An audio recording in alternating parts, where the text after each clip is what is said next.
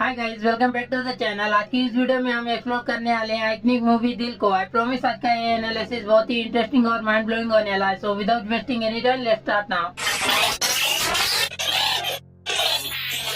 दिल मूवी एक सपने के जरिए स्टार्ट होता है। सपने में राजा के पिताजी हजारी प्रसाद खंडहर पर होते हैं। खंडहर पर राजा के पिताजी को बहुत सारा पैसा मिल जाता है, जिससे वे बहुत खुश होते हैं। थोड़ी देर बाद राजा की माँ राजा के पिताजी को देखकर राजा के पिताजी को नींद से जगाने के लिए घर के नौकर से राजा के पिताजी के ऊपर पानी डालने के लिए कहते हैं, क्योंकि राजा के पिताजी गद्दे के रूई को पैसा समझकर निकाल रहे होते हैं। कुछ देर बाद एक पंडित हजारी प्रसाद के पास हजारी प्रसाद के बेटे राजा के लिए कई लड़कियों का रिश्ता लेकर आया रहता है और लड़कियों के बारे में हजारी प्रसाद को बता रहा होता है। हजारी प्रसाद पंडित से लड़की कैसी भी हो चलेगी, लेकिन एक ही शर्त है कि लड़की एकलौती होनी चाहिए और करोड़पति बाप की होनी चाहिए कहते हैं, क्योंकि हजारी प्रसाद जी को पैसे से मतलब होता है। कुछ देर बाद राजा कॉलेज में एक लड़की को पटाने के लिए लड़की को फॉलो कर रहा होता है। तभी लड़की के साथ कुछ लड़कियां मिल जाती है। राजा उन सभी लड़कियों को देख डर कर राजा उस लड़की से राखी बंधा कर वहाँ से चुपचाप निकल जाता है। थोड़ी देर बाद राजा अपने फ्रेंड्स के साथ चुपचाप कॉलेज में घुस रहा होता है। तभी कॉलेज के सर उन्हें देख लेते हैं और उन्हें डांटने लगते हैं, क्योंकि वे लेट से कॉलेज आए रहते हैं। राजा अपने सर से बचने के लिए राजा अपने सर से झूठ बोलता है कि सर, मेरे पिताजी को 14 हार्ट अटैक आया है। राजा के सर राजा के झूठे बातों को सुनकर राजा के झूठ को सच मानकर राजा के सर राजा से तुम्हें तो हॉस्पिटल में होना चाहिए था, यहाँ क्या कर रहे हो कहकर हॉस्पिटल जाने के लिए कहते हैं। राजा के सर राजा को हॉस्पिटल जाने के लिए कहते हैं, इसलिए राजा अपने सर के कहे अनुसार वहाँ से चले जाता है। राजा वहाँ से जाने के बाद कॉलेज के बेल के पास जाता है और बेल बटन को दबा देता है, जिससे कॉलेज के सभी स्टूडेंट्स कॉलेज से बाहर निकल जाते हैं। कॉलेज से सभी स्टूडेंट्स बाहर निकलने पर राजा और राजा के फ्रेंड के पास पहुँचते हैं। राजा का फ्रेंड कॉलेज के सभी स्टूडेंट्स को राजा के बर्थडे पार्टी के लिए इनवाइट करता है, क्योंकि राजा का बर्थडे होता है। कुछ देर बाद कॉलेज के सभी स्टूडेंट्स राजा के बर्थडे पार्टी में पहुंचकर राजा का बर्थडे पार्टी एंजॉय करते हैं। अगले दिन राजा के कॉलेज जाते समय मधु भी वहाँ से अपने कार के साथ गुजर रही होती है। तभी राजा और मधु का एक दूसरे से मुलाकात होता है। मधु के स्पीड कार ड्राइव करने के कारण राजा के ऊपर कीचड़ आ जाता है, इसीलिए राजा मधु को अंधी कहकर पुकारता है। मधु राजा के बात को सुन गुस्सा होकर कार रिवर्स लेती है और राजा से मिलती है। फिर राजा और मधु एक दूसरे से झगड़ने लगते हैं। अगले दिन राजा मधु से बदला लेने के लिए राजा अंधे होने का नाटक कर मधु के कार से टकरा जाता है। मधु राजा को नहीं पहचानती है, क्योंकि पिछले दिन राजा के फेस पर कीचड़ रहता है। मधु राजा को सचमुच का अंधा समझकर मधु राजा को कॉलेज जाने के लिए मदद करती है, क्योंकि राजा कॉलेज जा रहा होता है। कॉलेज पहुंचने पर राजा मधु को अपनी असलियत दिखा देता है। मधु राजा का असलियत जानकर गुस्सा हो जाती है। राजा मधु से पिछले दिन का बदला लेने के लिए ऐसा करता है। मधु राजा से तुम कौन हो कहकर पूछती है। राजा मधु से मैं वही हूँ जिसका कल आपने सड़क की गंदगी से मुंह काला किया था कहता है। मधु राजा से गुस्सा होकर मधु राजा को अपने सैंडल से मारने के लिए हुए रहती है। राजा मधु के सैंडल को पकड़कर बच जाता है। तभी एक गाना आता है, खंबी जैसी खड़ी है, लड़की है या छड़ी है। गाना खत्म होने के बाद राजा मधु को कई लोगों के सामने स्टेज पर लाता है, जिससे मधु का बहुत इंसल्ट हो जाता है। फिर मधु वहाँ से चले जाती है। एक दिन पंडित जी अपने साथ गिरधारी लाल नाम के व्यक्ति को हजारी प्रसाद के पास गिरधारी लाल की बेटी का रिश्ता हजारी प्रसाद के बेटे राजा के साथ करने के लिए लाते हैं। हजारी प्रसाद अपने बेटे राजा का रिश्ता गिरधारी लाल की बेटी के साथ करने के लिए मान जाते हैं। गिरधारी लाल जी अपनी बेटी का रिश्ता हजारी प्रसाद के साथ करने के लिए नहीं मानते हैं, क्योंकि हजारी प्रसाद जी अपने बेटे राजा का रिश्ता उनकी बेटी के साथ करने के लिए बहुत दहेज मांग रहे होते हैं।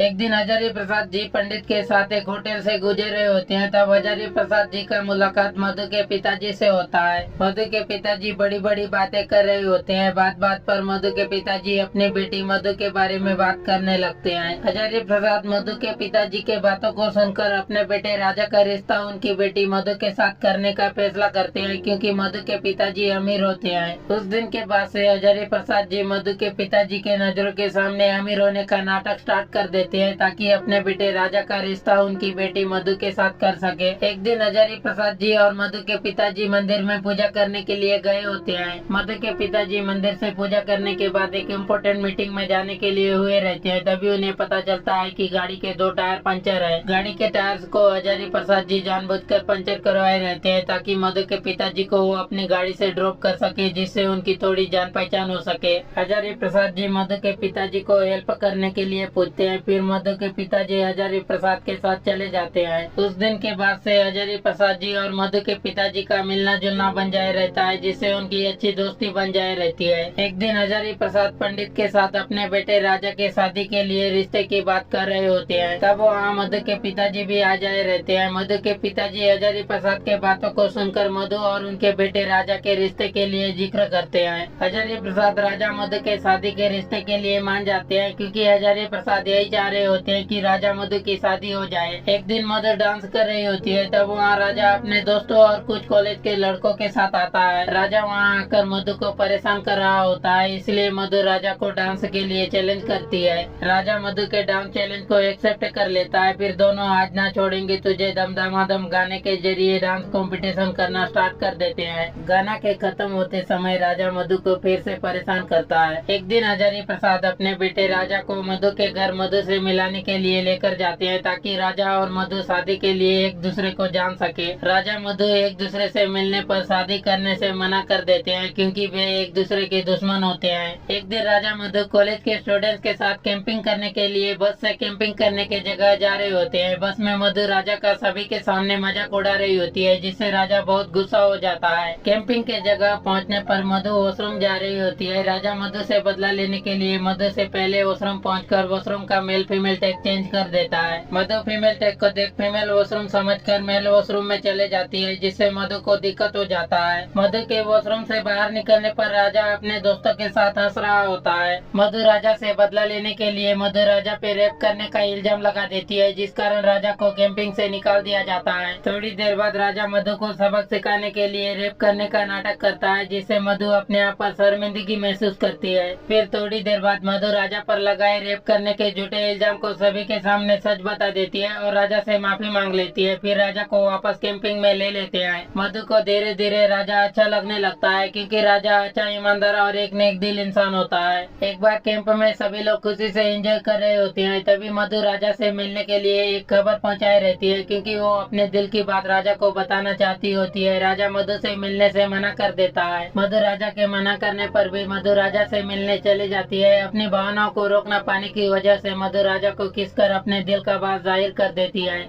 मधु राजा को किस करने के बाद वहाँ से चली जाती है। उसके बाद राजा के दिल में भी मधु की यादें रह जाती है। तभी एक रोमांटिक गाना स्टार्ट होता है, मुझे नींद ना आए मुझे चैन ना आए, जो दोनों के एहसास को दिखाता है। कुछ समय बाद गाना खत्म हो जाता है। गाने के दौरान राजा और मधु को एहसास हो जाए रहता है कि वे एक दूसरे से प्यार करने लगे हैं। कुछ वक्त बाद राजा और मधु के पेरेंट्स उनकी सगाई करवा रहे होते हैं, क्योंकि राजा और मधु दोनों एक दूसरे से शादी करने के लिए राजी हो चुके होते हैं। राजा मधु की सगाई में गिरधारी लाल जी भी आए होते हैं। वहाँ वे मधु के पिताजी को बताते हैं कि हजारी प्रसाद कबाड़िया है। यहाँ सब जानने के बाद मधु के पिताजी तुरंत सगाई रुकवा देते हैं और राजा मधु की शादी कैंसिल कर देते हैं। मधु के पिताजी सगाई में आए सभी मेहमानों के सामने राजा के पिताजी हजारी प्रसाद का अपमान करते हैं, क्योंकि हजारी प्रसाद अपने बेटे राजा की शादी मधु से दहेज के लिए कर रहे होते हैं। एक दिन राजा मधु के पिताजी के पास अपने और मधु की शादी की बात करने के लिए गए रहता है। मधु के पिताजी राजा की बात नहीं मानते हैं, इसलिए राजा लड़ाई करने लगता है, जिस कारण मधु के पिताजी पुलिस बुलाकर राजा को गिरफ्तार करवा देते हैं। थोड़ी देर बाद मधु को पता चलता है कि पुलिस ने राजा को गिरफ्तार कर लिया है। खबर मिलते ही मधु किसी तरह राजा से मिलने के लिए चली जाती है। कुछ देर बाद राजा और मधु दोनों के पिताजी उन्हें छुड़ाने के लिए पुलिस स्टेशन आए रहते हैं। तभी एक रोमांटिक गाना आता है, हम प्यार करने वाले दुनिया से ना डरने वाले। गाना खत्म होने के बाद पुलिस ऑफिसर राजा मधु के पिताजी को बिना बताए राजा मधु दोनों को छोड़ देते हैं। कुछ समय बाद राजा और मधु अपनी नई जिंदगी शुरू करने के लिए घर छोड़कर दूर जाने का फैसला करते हैं, क्योंकि उनके पेरेंट्स उनके रिश्ते को एक्सेप्ट नहीं करते। जब दोनों घर छोड़कर जा रहे होते हैं तभी गाना आता है, हमने घर छोड़ा है रस्मों को तोड़ा है। थोड़ी देर बाद गाना खत्म हो जाता है। घर छोड़ने के बाद राजा और मधु अपनी मेहनत से नई दुनिया बसाते हैं और अपनी जिंदगी खुशी से जीने लगते हैं। एक दिन मधु राजा से मिलने के लिए मधु राजा के काम करने के जगह मिलने जाती है। राजा एक बिल्डिंग में कंस्ट्रक्शन का काम कर रहा होता है। राजा बिल्डिंग में ऊपर काम कर रहा होता है। जब राजा मधु को देखता है। राजा मधु से मिलने के लिए लिफ्ट से नीचे जाने लगता है। लिफ्ट से नीचे जाते वक्त लिफ्ट गिर जाता है, जिससे राजा जख्मी हो जाता है। राजा का इलाज करने के लिए डॉक्टर मधु से 1 लाख रुपए का इंतजाम करने के लिए कहते हैं। मधु राजा के इलाज के लिए पैसे का इंतजाम करने के लिए अपने पिताजी के पास जाती है। घर पर कोई नहीं होता, इसलिए मधु राजा के घर जाने लगती है। थोड़ी देर बाद मधु राजा के घर पहुंच जाती है। मधु राजा के घर पहुंचकर राजा के बारे में राजा के माँ पिताजी को बताती है। मधु के बातों को सुन राजा के पिताजी मधु और अपनी वाइफ को, ठीक है तुम दोनों अस्पताल चलो, मैं पैसा लेकर आता हूँ, कहते हैं। फिर राजा के पिताजी राजा के इलाज के लिए अपने तिजोरी से पैसे निकाल कर हॉस्पिटल पहुँचते हैं। हॉस्पिटल पहुँचने पर राजा के पिताजी राजा का इलाज कराने के लिए मधु को राजा से हमेशा के लिए दूर रहने को कहते हैं, क्योंकि मधु के पिताजी हजारी प्रसाद जी को कई लोगों के सामने थप्पड़ मारे रहते हैं। मधु राजा के पिताजी का शर्त मान लेती है, क्योंकि राजा के जिंदगी का सवाल होता है। फिर राजा के पिताजी राजा का इलाज करवा देते हैं। राजा का इलाज होने पर मधु राजा से मिलने के लिए राजा के पास जा रही होती है। तभी राजा के पिताजी मधु को राजा के पास जाने से रोकते हैं, क्योंकि मधु राजा के पिताजी को राजा से हमेशा के लिए नहीं मिलने का वादा की होती है। फिर मधु वहाँ से चले जाती है। एक दिन मधु बीच सड़क पर चल रही होती है। तभी मधु के पिताजी अपनी कार से आ रहे होते हैं। कार ड्राइवर मधु को ठोक देता है, जिससे मधु गिरकर घायल हो जाती है। मधु के पिताजी तुरंत कार से उतरकर मधु को देखते हैं। मधु को देख मधु के पिताजी रोने लगते हैं, क्योंकि मधु का बुरा हालत हुए रहता है। तभी वहाँ हजारी प्रसाद जी आते हैं। हजारी प्रसाद मधु के पिताजी से अपना पुराना बदला लेने के लिए वहाँ खड़े सभी लोगों के सामने मधु के पिताजी का इंसल्ट करते हैं, क्योंकि मधु के पिताजी भी हजारी प्रसाद का कई लोगों के सामने इंसल्ट किए रहते हैं। हजारी प्रसाद मधु के पिताजी का इंसल्ट करने के बाद घर जाते हैं। घर पर राजा अपनी माँ से मधु के बारे में पूछ रहा होता है कि मधु कहाँ है। तभी राजा के पिताजी राजा को मधु के बारे में बताते हैं कि वो तुम्हें छोड़कर अपने बाप के घर चली गई है। राजा को अपने पिताजी के बातों पर यकीन नहीं होता है, इसीलिए राजा मधु से मिलने मधु के घर जाता है। मधु राजा से अजीब बर्ताव कर रही होती है, क्योंकि मधु अपने वादे पर मजबूर होती है जो राजा के पिताजी से की होती है। राजा मधु से मिलने के बाद मधु के साथ रह चुके जगह पर जाता है और तोड़फोड़ करने लगता है। तोड़फोड़ करते वक्त राजा को अचानक मधु का फोटो दिख जाता है। तभी एक गाना स्टार्ट होता है, ओ प्रिया प्रिया। थोड़ी देर बाद गाना खत्म हो जाता है। एक दिन पुलिस किसी के एक्सीडेंट डेड बॉडी को राजा समझकर राजा के घर लाते हैं। राजा की माँ, तूने मेरे बेटे की जान ली है, तूने राजा और मधु को अलग करवाया है, कहकर राजा के बारे में अपने पति से कहती है। राजा की माँ अपने पति से ऐसा इसलिए कहती है क्योंकि राजा मधु से अलग होने के कारण शराब पीना शुरू किए रहता है। राजा की माँ को लगता है कि राजा का एक्सीडेंट शराब के कारण हुआ है। राजा की माँ डेड बॉडी पर सर रख कर रो रही होती है। तभी राजा अपनी माँ को पुकारता है। राजा की माँ राजा को देखकर खुश हो जाती है। राजा अपनी माँ की बात सुन लिए रहता है, जिससे राजा को पता चल जाता है कि मधु को अपने से दूर पिताजी ने किया है। राजा को अपने वाइफ मधु के बारे में सब कुछ पता चल जाए रहता है, इसीलिए राजा अपने वाइफ मधु को वापस लाने के लिए मधु के घर जाता है। मधु के घर जाने पर राजा को पता चलता है कि मधु और घर वाले हमेशा के लिए लंदन जा रहे हैं। फिर राजा एयरपोर्ट जाता है। एयरपोर्ट पहुंचने पर राजा लंदन जाने वाले फ्लाइट के बारे में पूछता है। पूछने पर राजा को पता चलता है कि लंदन जाने वाला फ्लाइट जा चुका है। फिर राजा एक जगह बैठ जाता है। तभी राजा के पिताजी आकर राजा से अपने गलती का माफी मांगते हैं। राजा अपने पिताजी से नाराज होकर वहाँ से जाने के लिए हुए रहता है। तभी मधु आती है। राजा मधु एक दूसरे को देख खुश होकर एक दूसरे से मिल जाते हैं। राजा मधु के पिताजी राजा मधु के खुशी के लिए अपनी दुश्मनी भुलाकर राजा मधु के रिश्ते को एक्सेप्ट कर लेते हैं। फिर मूवी एक गाने के जरिए खत्म हो जाता है, मुझे नींद ना आए, मुझे चैन ना आए।